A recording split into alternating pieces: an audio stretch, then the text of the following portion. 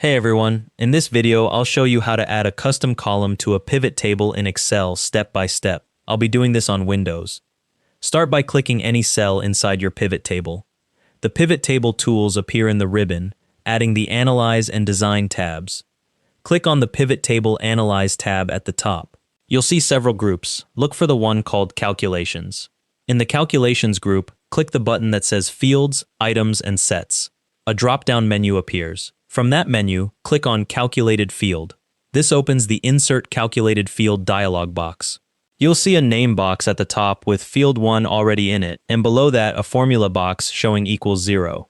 In the name box, type a descriptive name for your new column, something like profit margin, tax amount, or commission, whatever makes sense for your calculation.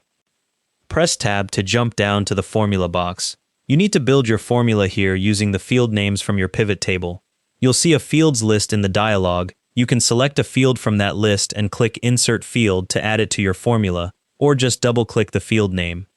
Type in your operators, that's plus, minus, asterisk for multiply, slash for divide, or percent. Add any numbers you need for the calculation. So you might end up with something like equals sales minus cost, or equals profit divided by sales. When your formula is complete, click the Add button at the bottom of the dialog, then click OK.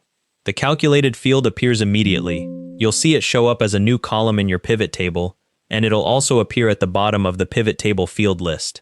The column heading will say Sum of, followed by whatever you named it.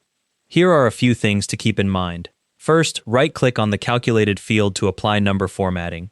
Currency, percentage, decimal places, whatever fits your calculation.